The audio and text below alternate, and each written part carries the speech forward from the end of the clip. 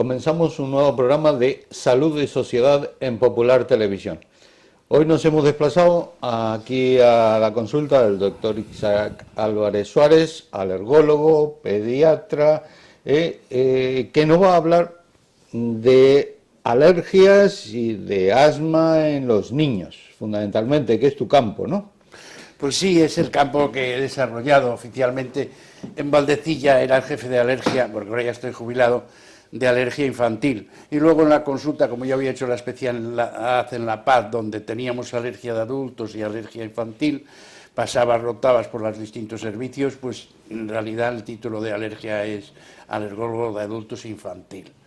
Entonces, bueno, eso es un poco lo que he hecho en estos años. La alergia... ¿Y qué es eso de las alergias? Porque todos hablamos de alergia, es decir, si a mí toco algo, como algo y me pica, digo, tengo alergia. Sí.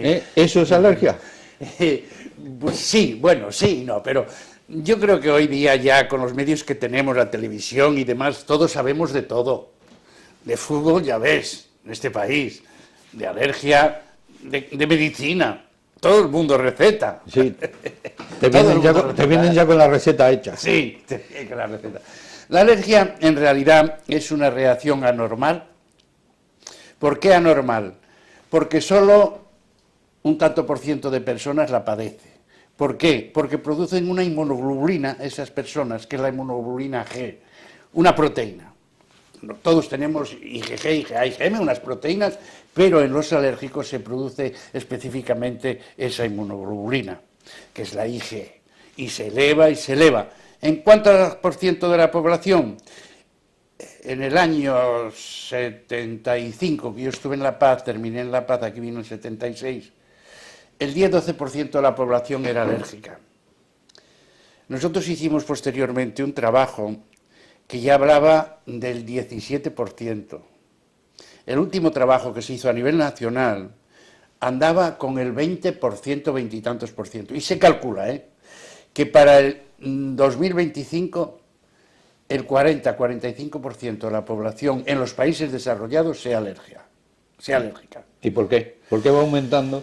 Las causas. Si cada vez la sociedad está más desarrollada. Las causas, mira, los motivos por los que hay muchas causas. Hay productos nuevos, hay sustancias nuevas que van apareciendo todos los días. Y te pongo unos ejemplos que vas a entender claramente.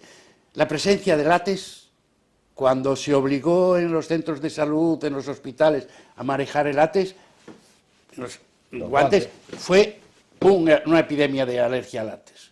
Hasta entonces la gente no. ¿De acuerdo? La llegada del kiwi fue otro brote de alergia. Se murieron personas por alergia al kiwi, da unas reacciones, ahora ya es más llevadero, la gente tal, pero cuando salió en los 2 primeros años hubo mortalidad de personas que se murieron por la alergia al kiwi. Ejemplos que te pueda poner, el chicle Bam Bam. El chicle Bam Bam también fue un boom que salió al mercado y nosotros nos volvíamos locos hasta que el residente que estaba conmigo en alergia y yo empezamos a coger los pacientes y a hacer un estudio epidemiológico para conseguir saber por qué era. No sabíamos por qué era, lo que sabíamos que los pacientes tenían unas reacciones urticariales. Le salían unos... y es una guardia, otra guardia, otro día, hasta que descubrimos lo que era. Te podría decir causas, motivos, por ejemplo, la contaminación ambiental, los coches, el tabaco. Todas esas cosas influyen. Un ejemplo que te voy a poner. La polinosis, aunque en Cantabria no es muy frecuente, ni es muy intensa, ni se da con la frecuencia que se da en otros ácaros, se ha podido demostrar que en las zonas alrededor de las autovías y de las autopistas, donde coinciden los núcleos de distintas autovías, esto se fue en Australia y en Estados Unidos donde se hizo, el polen es mucho más tóxico. La combustión del gasóleo produce unos metabolitos que hacen que los pólenes sean mucho más venenosos, para que nos entendamos. Y estas cosas que producen alergia, o alergenos, o como le quiera llamar. Sí, alergia. ¿Por qué atacan a unos y a otros no? Ya, por eso que te decía, Porque aquí somos todos envidiosos, todos queremos tener el de al lado, Sí. pero de pronto no queremos tener. No es alérgico el que quiere, sino el que puede. Tienes que nacer con esa propiedad de poder, ante una sustancia, responder con la fabricación de un anticuerpo. ¿De acuerdo?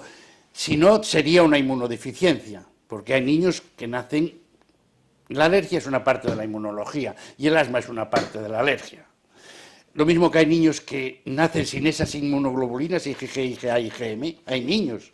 Yo aquí he tenido 2 familias. Es el síndrome de Bruton o gamma globulinemia. Tienen infecciones, mueren jóvenes. Eran los hijos de un cobrador frente a Valdecilla. Esa familia, 3 hijos, tenían gamma globulinemia. Entonces, hay personas que nacen con la propiedad de producir esa inmunoglobulina ante ciertos. Que luego se encuentren o no. Por ejemplo, con el kiwi, hasta que no salió el kiwi, no había alergia. Los alérgicos no tenían problema. Con la aspirina, ¿de acuerdo? Hasta que no salió la aspirina, cuando sale un producto nuevo, es cuando las personas que genéticamente están codificadas para ser alérgicas, se hacen alérgicas. O sea que tenemos una predisposición familiar. Familiar, sí. Sí, cuando los 2 miembros de la familia son alérgicos, el 75% de la descendencia, sí, para nuestro gobierno, lo van a ser. Lo van a ser. ¿Y van a ser a los mismos productos o necesariamente o a otros? Distintos. Depende de lo que se encuentre. Ya no tiene por qué ser a los mismos productos. En alimentos sí. Las causas empiezan ya desde pequeñito. Lo primero que suele haber es la alergia a la leche de vaca.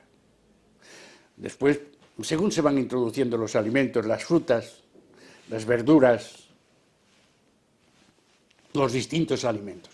Luego ya pasas a inhalantes. El órgano de choque de la alergia puede ser en la piel, puede ser en el aparato respiratorio, puede ser en el aparato digestivo, en cualquier territorio. Cuando aparece en la piel es la dermatitis atópica, que se da mucho en niños, en la primera infancia y en lactantes. Ahí el asma es infrecuente, son más procesos infecciosos o virales. Pero sí que la alergia a alimentos, al plátano, a la leche mucho. Y tiene dermatitis atópica en zonas de flexión, lesiones en zonas de flexión y brazos y piernas.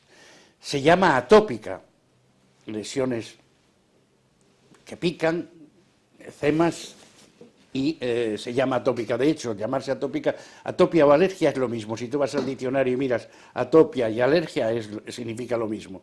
Por lo tanto, todo niño con dermatitis atópica debería descartarse y buscar la alergia que lo produce. Y las alergias, si vienen de origen familiar, las tendrías que tener desde niño. Y ¿por qué en algunos casos se manifiestan de adultos? Es decir, ¿son iguales las alergias de niño a de adulto? Mira, tú suponte que genéticamente estás codificado para ser alérgico a los ácaros. Y vives en Reynosa o vives, mira, en Herrera. Si vives en Herrera, igual no tienes problema. Bajas aquí y tienes problema. Porque el número de ácaros que hay en tu entorno, aquí hoy, es suficiente o insuficiente para provocarte a ti una crisis de asma. Cuando yo llegué aquí, había 2 cosas, te voy a decir 3 cosas. Los niños iban a Herrera, pero si tú haces un estudio alergológico de ácaros y se ha hecho de esas zonas de la cabecera de Palencia y aquí, allí el número de ácaros es mucho menor. Las madres estaban en Herrera y estaban fenomenal. Nada más que bajaban el Pozazal o el Escudo, cuando iban los niños a Polientes. Cuando llegué, los niños iban todos internos a Polientes. El segundo año me pasé todas las vacaciones de Navidad en el hospital de Valdecilla con estos niños, 4 o 5 niños que estaban en Polientes, allí estaban bien, y al volver en Navidades se pasaban las Navidades ingresados porque la incidencia de ácaros era suficiente para el nivel de ácaros en ese momento era suficiente para desencadenar las crisis. Entonces, un niño puede tener crisis hoy y otro al otro lado no tenerlas. ¿Por qué? Porque su nivel de alergenicidad, para que nos entendamos, es distinto. Es distinto. Muy buenas, Javier. Entonces, esto explica el por qué antes mandaban a los niños a Castilla, Sí. o a sitios más Sí, secos. más secos. La mayor incidencia de alergias en Cantabria está producida por los ácaros. Eso está demostrado. Nosotros hicimos varios trabajos y los ácaros aumentan en número cuando se dan unas condiciones de humedad y temperatura de unos 18 o 20 grados de temperatura y una humedad relativa del 75%. Eso viene a empezar desde... Y hay dos épocas en el año. A partir del 15 de agosto se han ido desfasando... 15 de agosto, 1 de septiembre, la humedad va aumentando y la temperatura va disminuyendo. Se cruzan las dos gráficas y se dan esos 18-20 grados de temperatura y una humedad relativa al 75%. Esos niños los tienes en urgencias, ha habido días de 20 o 30 niños con crisis de asma en urgencias por alergia a ácaros en septiembre, octubre. Y luego, antes de la primavera es a la inversa. La temperatura va subiendo y la humedad va bajando. Se vuelven a dar esas dos, son las dos jorobas del dromedario, esas dos jorobas en que se da la mayor incidencia de alergia a ácaros. O sea que cuando la humedad y la temperatura son adecuadas. Sí, de 18 a 20 grados de temperatura y una humedad relativa del 75%. Por ejemplo, nosotros estábamos preparando un trabajo y nosotros basábamos todo en una ficha alergológica, que es con la que yo he trabajado siempre desde que he llegado aquí. Y nos dimos cuenta que había una serie de pacientes que iban mal. Y que todos los pacientes que iban mal, era pues el 10%. Nos llamó la atención que eran pacientes que vivían en un último piso o estaban viviendo en una última, o en el agaterado de un chalet. Estudiamos los pisos, humedad y temperatura de un piso intermedio, humedad y temperatura del último piso, humedad y temperatura en un chalet en la planta media y en el ático. Los días en que en los áticos se daban las condiciones de humedad y temperatura, tanto en los últimos pisos como en los agaterados de los chalés, era 3 veces más peligroso y de ahí, o sea, había mayor incidencia de ácaros al estudiar los ácaros que en el piso intermedio. De ahí que una de las normas de control ambiental es que no manden a los niños a dormir al ático, una de las cosas, por ejemplo. Mejorar la perrera en el garaje. Sí. Bueno, lo de los perros, lo de los animales, epitelios de animales. Hay muchos niños, vamos, todos los años descubres, diagnosticas una media de 4 o 5 niños alérgicos a epitelios de animales.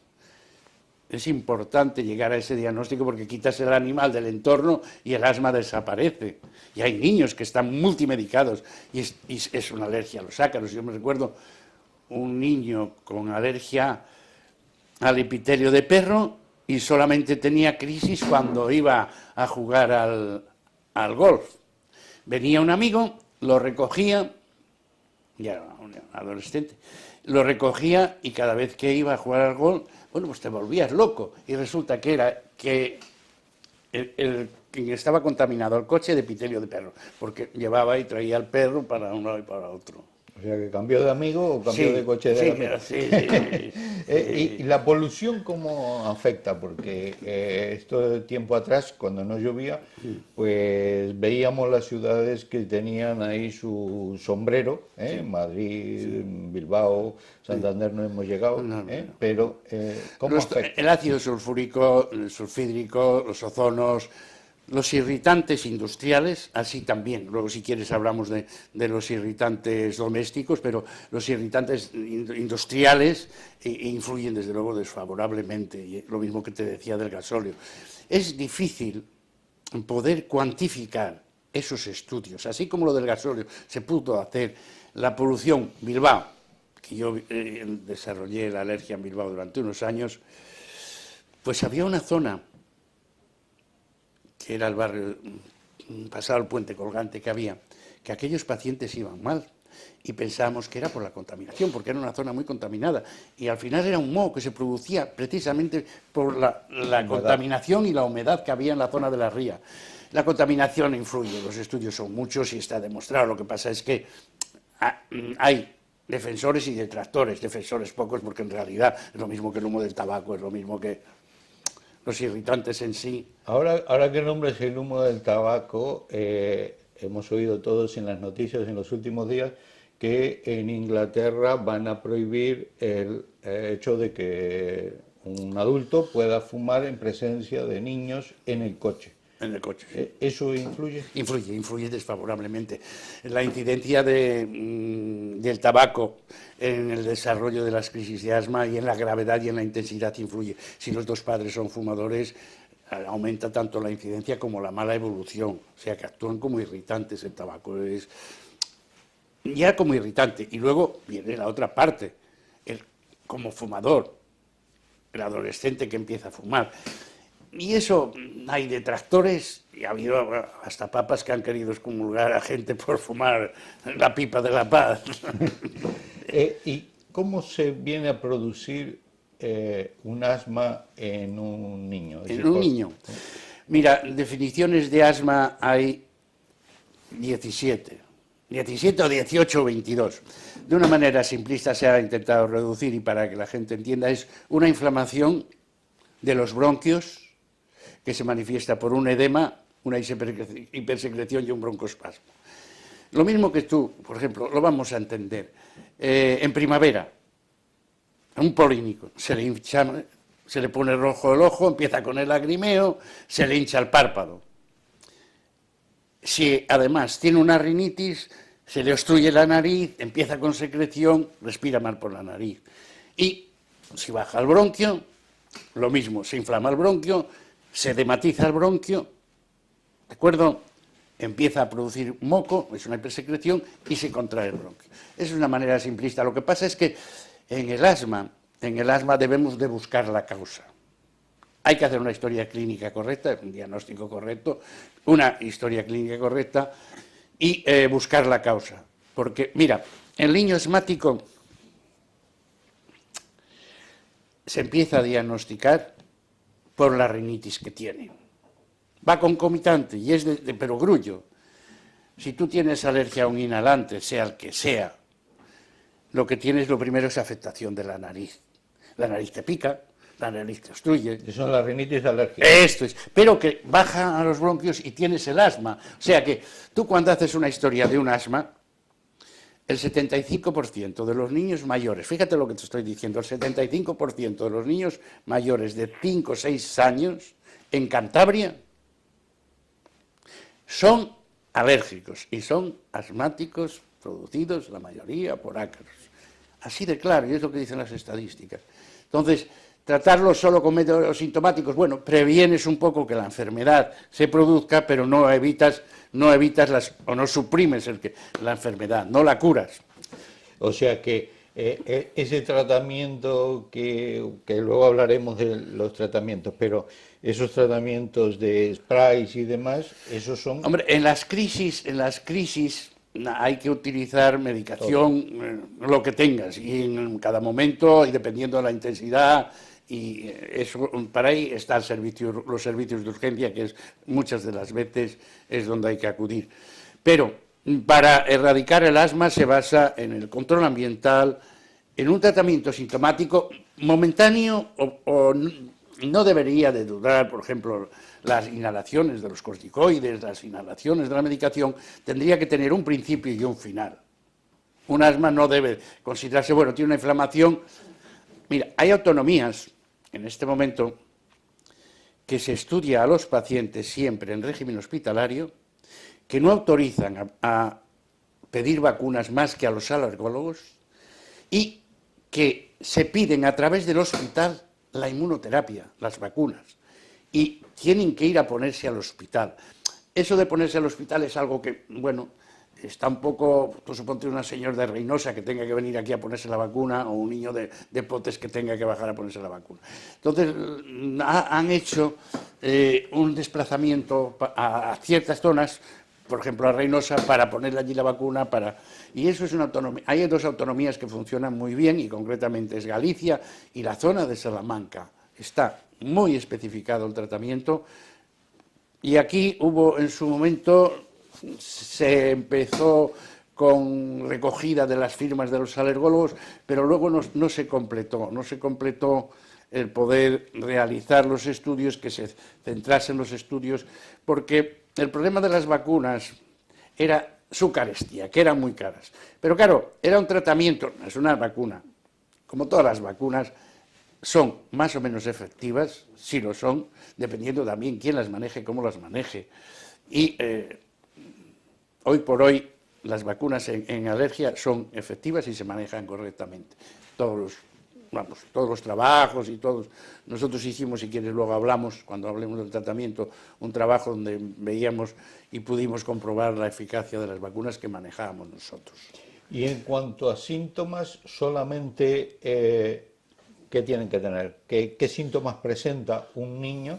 Porque hoy justamente estaba leyendo algo de que hablaban de que la bronquiolitis, por ejemplo, en los niños, los bebés recién nacidos, es un tipo de asma también. Bueno, es una inflamación, y entonces si es una inflamación metemos ahí todo, ¿de acuerdo? Pero luego hay que especificar. Lo que pasa es que a los niños pequeños falta el broncoespasmo. Sus bronquios no se contraen y se dilatan, algo que no se tiene en cuenta. Y eso son bronquiolitis, son inflamaciones de los bronquios, generalmente, y la mayoría de las veces de origen viral. La mayoría de las veces de origen viral. Y son bronquiolitis, no tienen nada que ver con el asma. Hay que diferenciar los procesos de bronquiolitis con el asma. El asma no es una bronquiolitis, las bronquiolitis es un colapso del bronquio, para que me entiendas, un árbol con sus ramas distales, un árbol seco, sus ramas distales, se colapsa, no se contrae, se dilata, tiene que llegar a una edad para que haya un broncoespasmo.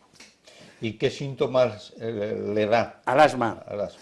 El asma es una dificultad respiratoria, como te decía, es una fatiga, empieza habitualmente con tos, pasa fatiga, pasa ruido en el pecho y pasa a una dificultad respiratoria, en un periodo de 10, 15 minutos. Ese es el recorrido.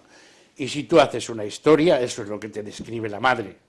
Y si tú preguntas, ¿se acompaña de rinitis? Te dirán todos los alérgicos que sí, que tiene rinitis, que tiene aguilla, que tiene picor nasal, y algo muy típico, que tiene saludo alérgico. Tiene esa obstrucción y ese picor. Cuando veas una persona o un niño que se lleva la nariz, se llama saludo alérgico para... Sí, aplastan la nariz. Abraza la nariz, sí, sí. ¿Esto puede causar alguna complicación, esa insuficiencia respiratoria? Sí. Si no se trata, ¿qué pasa? Sí, que se cronifica y tú tienes un asmático luego crónico. Si no haces un buen tratamiento del niño, del adolescente, de forma especial, se te convierte en un asma crónico.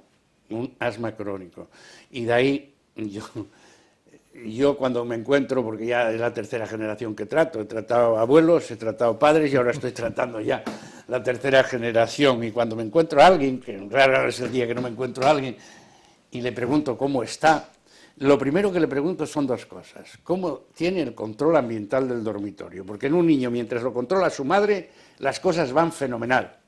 En el momento que se casa, depende que sea niño o niña, pero el control ambiental decae muchísimo. Las madres son fenomenales colaboradoras y el control ambiental lo hacen muy bien. Si luego la madre se preocupa que cuando ese niño se case o esa niña se case, se sigue haciendo el control ambiental, el paciente evoluciona bien y no necesita medicación. Sin embargo, hay pacientes que están con medicación de forma crónica. Hay también una dependencia, hay pacientes que no son a salir de casa si no llevan el broncodilatador en el bolsillo, cosa que hay que evitar, que no lo lleven al colegio, el broncodilatador. Yo me he opuesto siempre que el niño salga de casa con el broncodilatador, siempre. No he consentido nunca que mis pacientes lleven el frufru al colegio, nunca. Pues nada, don Isaac, tenemos que hacer una pequeña pausa publicitaria. Muy bien. Y continuamos hablando del tema de alergias y asma, fundamentalmente en niños.